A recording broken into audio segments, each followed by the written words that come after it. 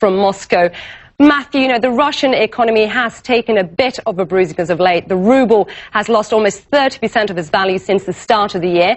And then on top of that, you have money as well as people leaving the country. Where you are the signs visible of a country in the economic doldrums? It's interesting because if you look at the middle classes in Moscow and in St. Petersburg and the other main cities, you don't see much of a visual impact. I mean, sure, prices in supermarkets have got higher. You know, people aren't buying Parmesan cheese anymore because of the counter-sanctions that Russia's imposed. You know, people are feeling squeezed in the middle. It's only really at the extremes of the economic spectrum that the real impact is being felt. At the upper levels, of course, corporations in Russia have been excluded from Russian financial markets, meaning it's very difficult for them to refinance their billions of dollars worth of debt. And at the lower end of that spectrum as well, when people are just dependent on a couple of thousand rubles a month, it's in that situation that this economic crisis is having such a devastating impact. Every weeknight in Russia's second city, they come to this mobile soup kitchen for their only hot meal, soup and bread. As Russia's economy plunges, more of its citizens are depending on charity to survive. Men like Gleb, not homeless, not even unemployed, just poor. I have work, he told me, but I don't get much salary. After the rent for my flat, there's just not enough for food.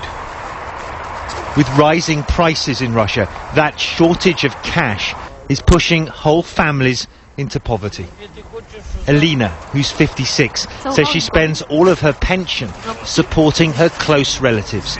Without this free food, she says, she'd just go hungry. The economic situation in Russia isn't very good. I'm responsible for 3 people, me, my granddaughter and my son. Half of my pension goes on rent and what's left is too small.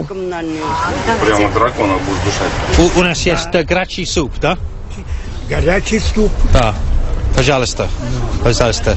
You know, you hear a lot about the economic crisis in Russia, the devaluing ruble, the sanctions from Europe and the United States, but these are the people it really affects. In many ways, Russia's most vulnerable citizens. And the big concern is that if the economic crisis continues, this situation is only going to get worse. This one soup van, operated by the charity Ночлежка, or Place to Sleep, works across St. Petersburg, serving thousands of meals a year to the city's poor. Organisers say they're bracing for even greater demand in the months ahead. So, yes, we anticipate that the number of jobless people will increase and increase significantly, and that salaries will drop. And of course, That's going to increase the amount of people that come here, isn't it, potentially? Yes, sure.